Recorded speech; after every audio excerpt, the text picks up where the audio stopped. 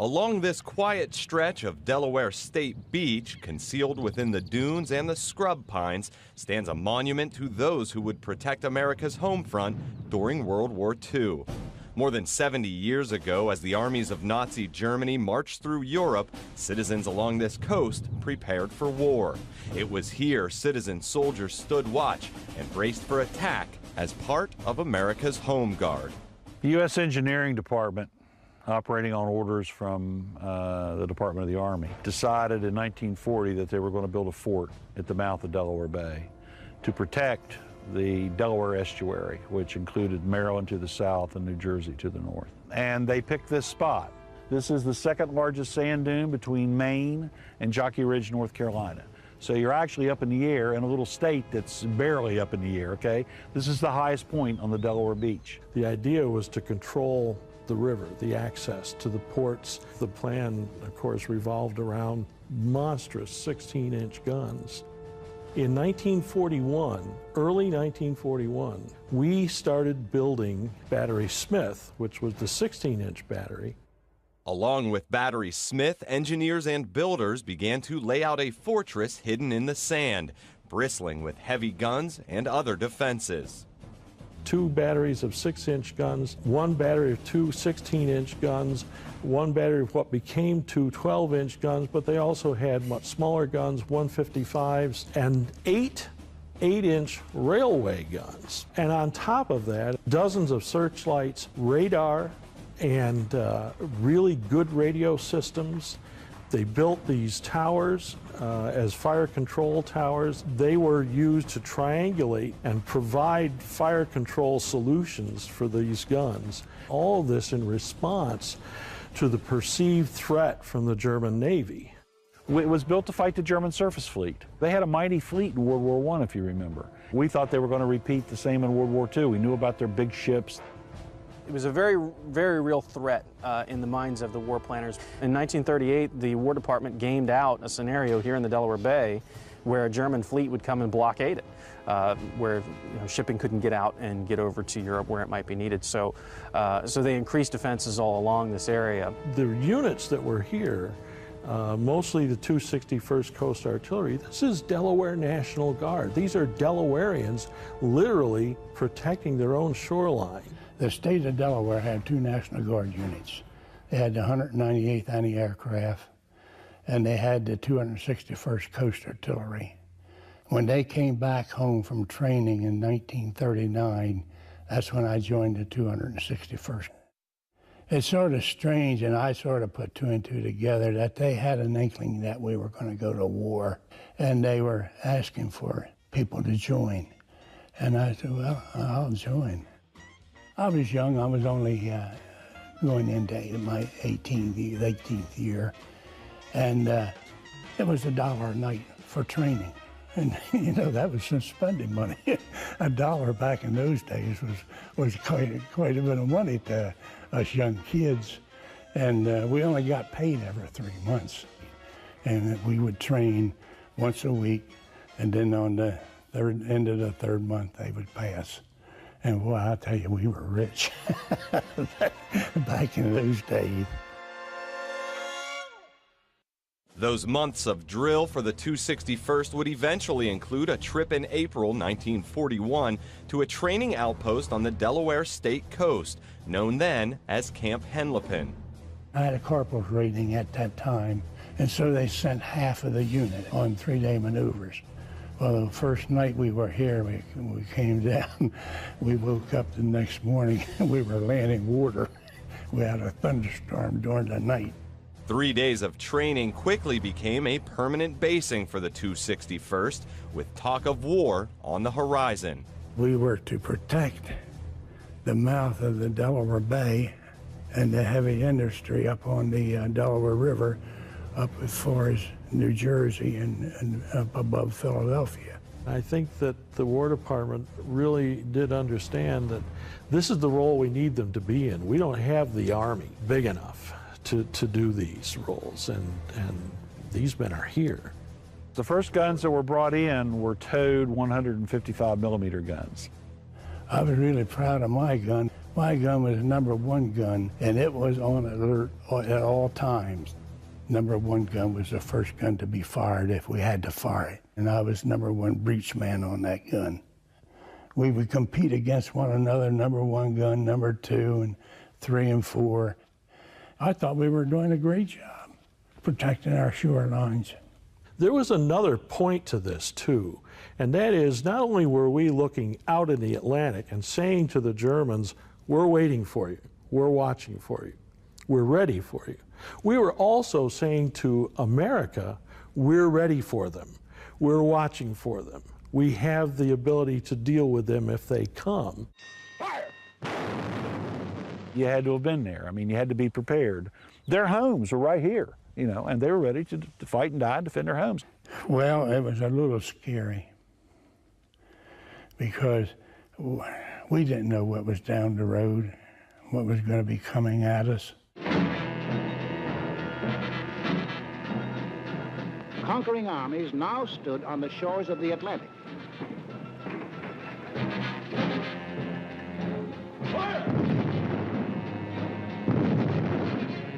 The danger was suddenly close. We knew that Hitler had one heck of a navy. We were told quite a bit about it. He had a tremendous Air Force, and he had the SS troopers, and you know, he had quite an army, that guy did. We didn't know if he would attack this East Coast or not. That was the thing that was on my mind.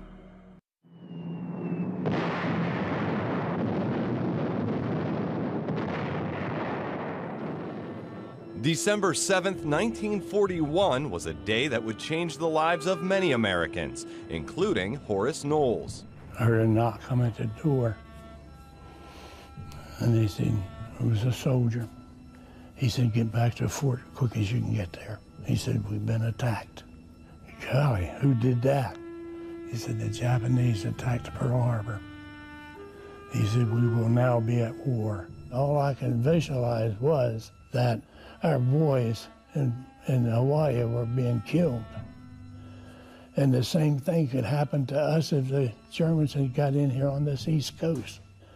And the next day was the worst of it when they told us the next day just how many were killed. It wasn't very pleasant. When they read that 2,000 American sailors had been killed at Pearl Harbor, yeah, it's so far away, but American sailors had been killed and the country was at war, and suddenly attacked, just like we were attacked on 9/11. I'd ask people to think back to 9/11. I actually think back to September 12th, because in 9/11 we got attacked. Now these guys, their 9/11 was Pearl Harbor, where on December the 6th you didn't care much about things, on December the 8th you really cared about it. Your whole life changed. America changed overnight. 16 million men and women were under arms. Every American male between the ages of 18 and 35 was involved in some way in the war effort. At that time, we were looking out for a landing, an attack. They were very afraid of German saboteurs coming ashore. So this beach was run by the military. You had to have a pass to be on it. It was patrolled on horseback. It was patrolled on foot. Their base was now known as Fort Miles, and as troops stood watch, the guns of the 261st Coast Artillery were at the ready. Any activity was on that ocean. Any activity, regardless of what it was, when we'd seen the ship, even our own ships, we would call in. The Navy would radio it in to the headquarters. And then, of course, we would immediately man the guns until the ship was identified. After it was identified, why, then that was the end of the drill.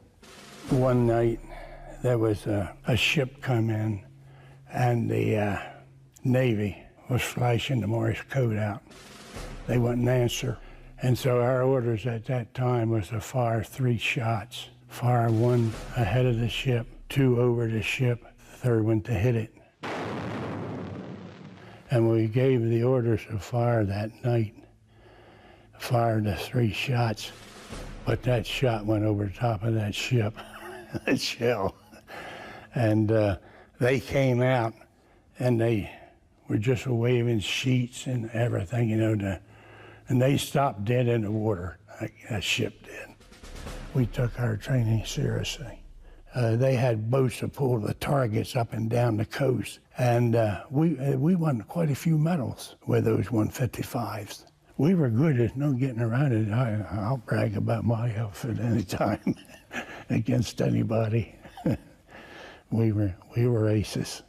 With the wartime buildup came more troops and more guns, big guns. Hundreds of these men came here, first in a tent city, hundreds and hundreds of tents. When we built Tent City, now that was an ordeal. And we had these little pot-belly stoves. And in the wintertime, God, it was cold. And they get that stoves fired up and that stack going up out through the top of that tent would be cherry red. First thing you know, look up, you'd see a flame. The tent would be on fire. And then the latrines, oh, they were pitiful. But we managed. When we first came, we had to do a lot of labor work. We were assigned to different jobs to help the contractors that were working here. They started pouring thousands of yards of concrete and setting these big underground bunkers in concrete and rebar to house these big guns. One of those bunkers would be known as Battery 519, housing 2 big guns capable of firing monster 12-inch diameter shells. The technical term is a casemate. It's built like Hoover Dam. The actual weight, we estimate, is about 100,000 tons. The guys here, because it was built by local Delaware guys, they built it better than it had to be built. The sand dune itself was excavated by the U.S. Army Engineering Department, the forerunner of the Corps of Engineers. The sand was all taken away, the forms were laid for the concrete was poured, the steel was put in, and then the guns were in place and the sand was put back. 2 big guns facing out, 2 12-inch guns. This particular gun behind me could take on an enemy 15 miles away. Absolutely massive. Mounted on very heavy steel girders. These gun rooms were completely open to the elements, but the guns themselves would be on a kind of turntable and would have a shield in front of them to give the crew a modicum of protection from incoming fire. The bunker, the casemate is 420 feet long inside. The guns themselves are serviced with a powder room and a shell room. So there's a powder room, a shell room at each end. Typically, this battle station would have somewhere around 100 men in it. It was a little self-contained city. It had its own power source, had its own water source, had its own food source. It was in radio contact with everybody else up and down the beach. All right, you'll notice that there were different levels. And at some levels, it was just a regular lookout. At other levels, they were actually using the rangefinders. They built these towers as fire control towers. They were used to provide fire control solutions for these guns. They knew the exact distance from that tower to a certain point. Each one of those tower levels, you've got different windows, was a different weapon system. Their whole purpose was to spot and provide distance, range, and coordinates so that the plotting room could plot firing solutions, which would then be transmitted to the gun crews, and they would do that on an interval so that they could track the ships. American coast artillery was very, very good. When the alert came, the first gun to take the enemy had 30 seconds, and they practiced that all the time. When he is satisfied that the battery is ready to open fire, the command, "Commence firing," goes to all elements of the battery. They had 3 minutes to get every gun on the enemy. These guys knew that body of water out there every millimeter. And if you came in their comfort zone, they were taught to fire 3 shots. And the 3rd shot is going to be on you. Fire! Every gun here ranges out to at least 15 miles. So you're under a blizzard of 6-inch shells, 2 12-inch shells coming at you, and 2 16-inch shells. And the guys were really, really good. As the work of building Fort Miles continued, the men of the 261st settled in for the mission of guarding the coast. And of course, when we moved into the barracks, it was altogether a different life. It looks like the same old barracks. We had nice bunks, mattresses, which we didn't have in Tent City. And we had running water, we had hot water, and the barracks was really nice. We were glad to have them. A lot of times we would be playing cards, you know, and we had radios. And of course, every payday we'd have a big crap game. And then the other time we would sit there and play cards or shoot pool. It was just a great bunch of guys. They were your buddies. They would help you, protect you. Even as soldiers of Fort Miles stood watch and their guns took aim, an unseen enemy was lurking off the coast.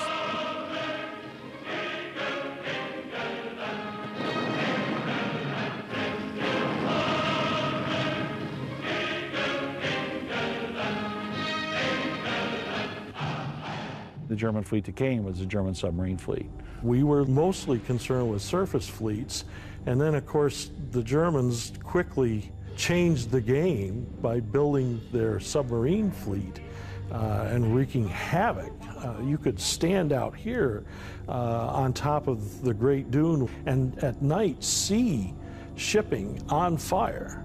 You can imagine being a soldier here and watching these ships being torpedoed and exploding out on the horizon, watching the glows from the fires out there. You can imagine how heartbreaking that must feel, or how helpless that must feel, but it brought the war home.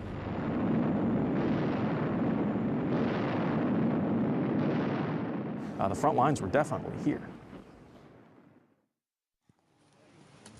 Hold coordinate.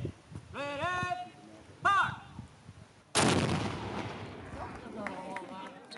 Today, the history of Fort Miles is alive and well in the hearts and minds of a new generation of Americans. They seek to honor the memory of America's greatest generation of warfighters as the 261st Coast Artillery reenactors. So what we're trying to do is capture that local unit here at Fort Miles, and we're trying to portray them as they were here during World War II.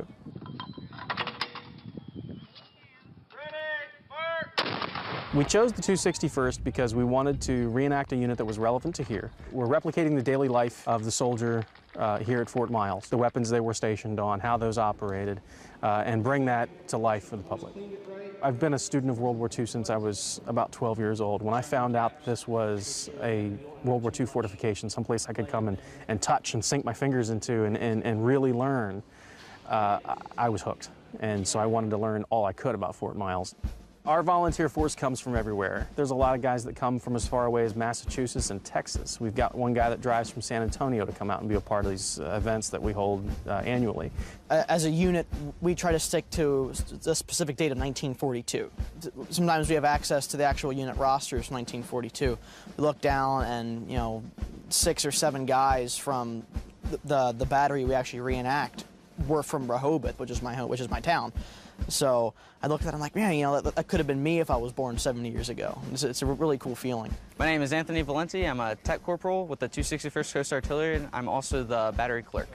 I got started with Scott Wallen. He is the ordnance officer, and he pulled me right in, and I love it. The shells, when they were called for at the breech of the gun, were taken out of the room, lifted up, taken across on a railway system, and delivered to the breech of the gun, down through the hallway. Never really knew what was out here until my friend told me about it, and I met Dr. Gary Ray. Reinforced, you can see the rebars inside. Especially after Pearl Harbor.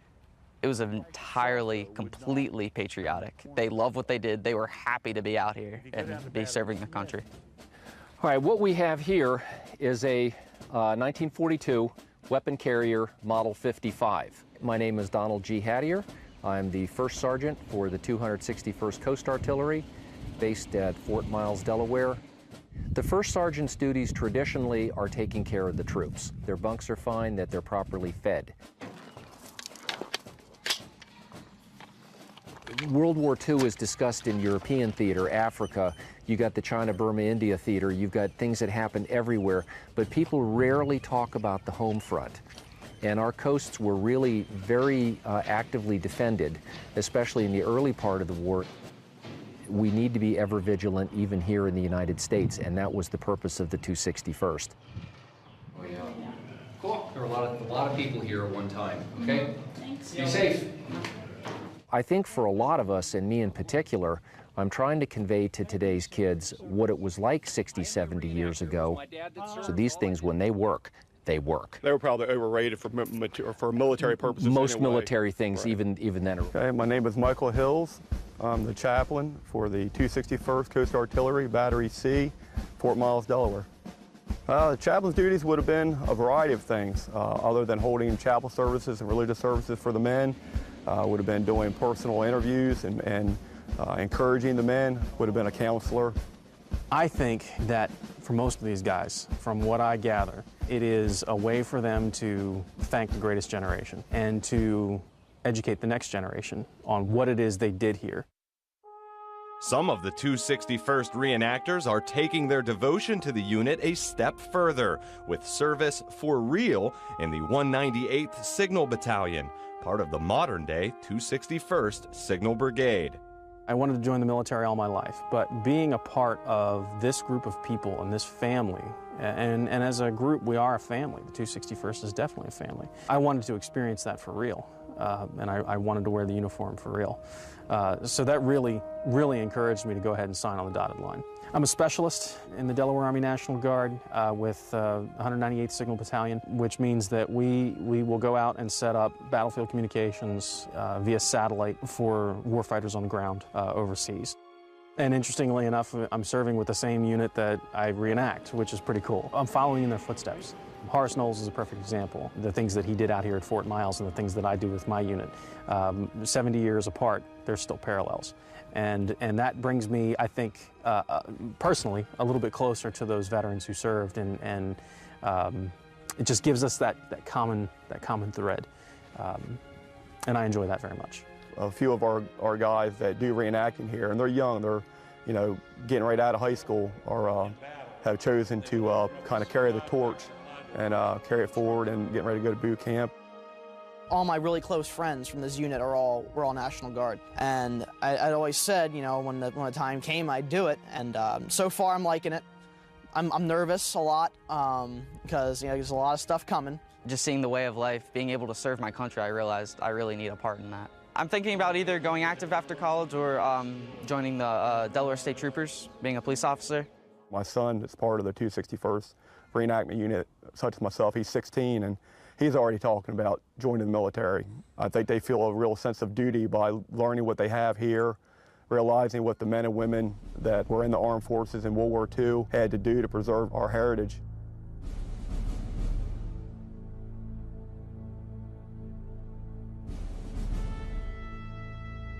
Supporters of Fort Miles' restoration are hoping to put some of the base history and lessons of World War II on display in a Battery 519 museum. What they want to tell is first and foremost the story of Fort Miles in World War II, but also as it fits in to the larger Battle of the Atlantic. We want to talk about the men that were here, their jobs, what this place was really supposed to do, what it did do. We hear about the convoys and our own warships out on the ocean, but we don't often hear about the men standing back behind them on this shoreline. Walking that beach, watching. It wasn't just the guys that went across the oceans, but it was also mom and dad's war and sister and brother's war. It's a story of our country being under siege, attacked, how we all respond as Americans. People say, well, it never fired its guns in anger, but you had to be ready. You build things, hopefully, that you never have to use. But if you have to use them, they're there, so you use them. God help you if you don't have them to use. The greatest sense of homeland security is what you and I can do. Well, these men did that. They didn't just sit home. They said, I'm going to be a part of this. A lot of them joined because this is a way that I can be a part of the defense of my state, literally in this case. They should remember the first thing, that we were never attacked. We let Hitler know that he would never come into the United States. I mean, it was serious business. There weren't no play. We did what we had to do. And like I say, we were the best. At least I thought so. To be honest with you, I was proud of everything I did. It was just something that I know that I agreed to do when I signed up. If I had it to do over, I would do it. I wouldn't hesitate.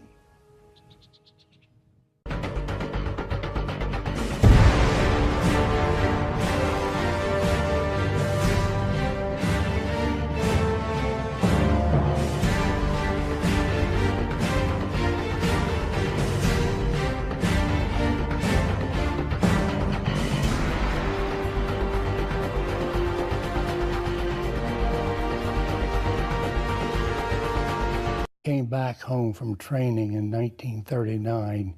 That's when I joined the 261st. It's sort of strange, and I sort of put two and two together, that they had an inkling that we were going to go to war, and they were asking for people to join. And I said, well, I'll join. I was young. I was only going into my 18th year, and it was $1 a night for training. And, you know, that was some spending money. $1 back in those days was quite a bit of money to us young kids. And we only got paid every 3 months. And we would train once a week, and then on the end of the third month, they would pay us. And boy, I'll tell you, we were rich back in those days.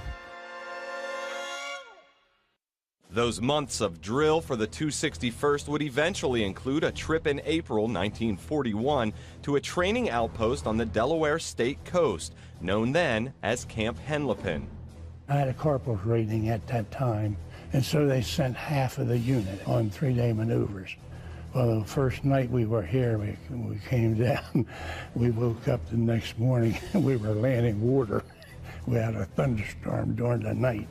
3 days of training quickly became a permanent basing for the 261st, with talk of war on the horizon.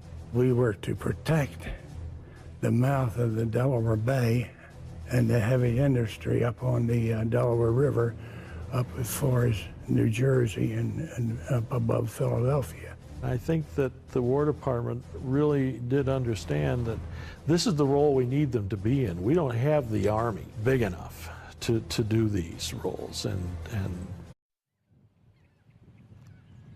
along this quiet stretch of Delaware State Beach, concealed within the dunes and the scrub pines, stands a monument to those who would protect America's home front during World War II. More than 70 years ago, as the armies of Nazi Germany marched through Europe, citizens along this coast prepared for war. It was here citizen soldiers stood watch and braced for attack as part of America's Home Guard. The U.S. Engineering Department, operating on orders from the Department of the Army, decided in 1940 that they were going to build a fort at the mouth of Delaware Bay to protect the Delaware estuary, which included Maryland to the south and New Jersey to the north. And they picked this spot. This is the second largest sand dune between Maine and Jockey Ridge, North Carolina. So you're actually up in the air in a little state that's barely up in the air, okay? This is the highest point on the Delaware beach. the idea was to control the river, the access to the ports. The plan, of course, revolved around monstrous 16-inch guns. In 1941, early 1941, we started building Battery Smith, which was the 16-inch battery. Along with Battery Smith, engineers and builders began to lay out a fortress hidden in the sand, bristling with heavy guns and other defenses. 2 batteries of 6-inch guns, 1 battery of 2 16-inch guns, 1 battery of what became 2 12-inch guns, but they also had much smaller guns, 155s, and 8 8-inch railway guns. And on top of that, dozens of searchlights, radar, and really good radio systems. They built these towers as fire control towers. They were used to triangulate and provide fire control solutions for these guns. All of this in response to the perceived threat from the German Navy. It was built to fight the German surface fleet. They had a mighty fleet in World War I, if you remember. We thought they were going to repeat the same in World War II. We knew about their big ships. It was a very, very real threat in the minds of the war planners. In 1938, the War Department gamed out a scenario here in the Delaware Bay where a German fleet would come and blockade it, where shipping couldn't get out and get over to Europe where it might be needed. So, so they increased defenses all along this area. The units that were here, mostly the 261st Coast Artillery, this is Delaware National Guard. These are Delawareans literally protecting their own shoreline. The state of Delaware had 2 National Guard units. They had the 198th Anti-Aircraft, and they had the 261st Coast Artillery. When they